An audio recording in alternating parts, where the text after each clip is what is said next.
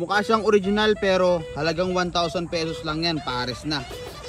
Sa video na ito ay kakabitan natin ng sikat na Brembo Brakemaster itong ating NMAX version 2. Sa kadahilan ng luma na yung kanyang stock na Brakemaster at saktong-sakto nakahanap tayo ng Brakemaster sa Shopee sa murang halaga. Nilinis na rin pala namin itong ating CVT crankcase gamit itong product na nakita ko lang din sa Shopee. Talaga naman napaka-effective niya oh. Sheesh! Kaya naman kung interesado ka sa video ito ay tara, samahan mo ko. Today ngayong araw nga guys, dumating yung order natin mula sa Shopee. Kaya naman pinaprepare ko na tong ating NWOW version 2 para maikabit na natin itong na-order natin sa kanya. Dahil sa nakaraang video ay nireveal ko na sa inyo ito. Bagamat madami nag-comment na madami pa daw kulang itong ating NMAX version 2. Especially itong ating Brakemaster. Ito mga tol, dumating yung order ko sa TikTok shop. Kaso duda ako kasi walang laman oh. No kuya? Walang laman. Ano? Woo! Walang laman oh. Grabe. Ako pa lolokohin nyo. Kasabot ko yung rider natin dito. Hindi nyo ako maloloko. bago dumating sa akin yan, sinecheck na ni Kuyang rider yan. Eh mga tol, 555 pesos Metro Manila. Walang laman oh. Ayun oh. Kaya mo ah. Oh.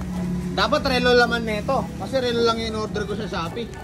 Ay sa ano, sa TikTok shop. Ayan oh. Wala laman oh. Oh. Mabalik nga tayo dito sa Brembo natin. Dahil pagbukas sa Brembo, ito agad yung bumungad sa atin. Dalawang Brakemaster na napakaangas. Kulay itim nga pala yung napili ko, kaya naman napaka-astig talaga niya ng tignan. Sheesh! Excited na akong may kabit to sa motorsiklo natin. Ito nga pala yung mga inclusion niya sa loob ng box. Siyempre may kasamang baso para lagyanan ng brake fluid. At bukod sa lahat ay meron din siya kasamang mga hose. At pati na rin mga tornilyo. Kaya na walang ano-ano ay inumpisahan na agad namin tong baklasin. Dahil mga tornilyo at clips lang ang meron ito. Kaya naman agad-agad ko ito nabaklas.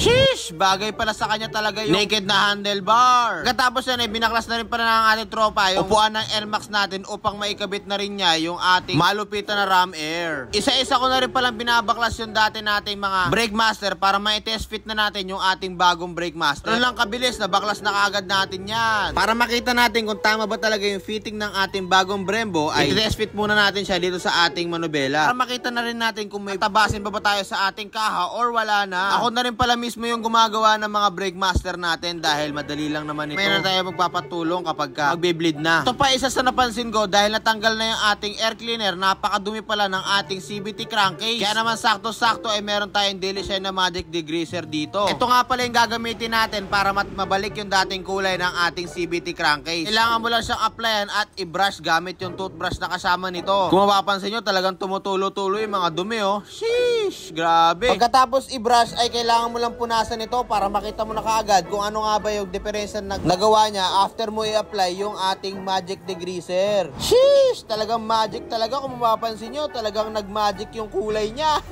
Ayos! After nyan ay in-apply na rin namin tong ibang parts ng CVT natin. Kung mapapansin nyo, talaga naman napakalinis na ng itsura niya. Kaya naman tara, balik tayo dun sa Brakemaster natin. Napakaganda talaga ng kinalabasan nito. Sheesh! Inabit ko na rin pala yung tangke na kasama nito sa box ng Brembo na ito. Kung papansin nyo, talagang bumagay siya. Tapos na rin pala itong ating ram air. Naman ay uumpisa na natin yung isa sa pinakamaduming trabaho dito sa pagkakabit ng ating Brakemaster. Na kung saan ay kailangan nating ilipat yung hose ng ating Brakemaster sa bago nating Brembo. Dito na rin pala ipapasok yung sinatawag na pagbi-bleeding. Na kung saan lalagyan natin ng brake fluid itong ating mga bagong Brakemaster para mapagana natin ng maayos ulit ito. Sa ganitong bagay ay kailangan ko na talaga ng katulong para matapos tong ganitong klase ng gawain.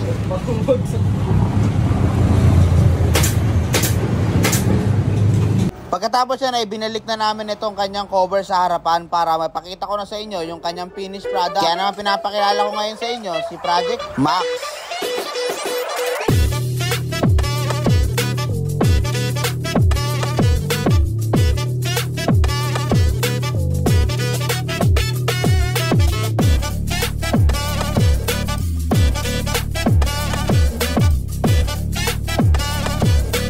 Solid na solid mga tol yung ginawa natin kay Project Max.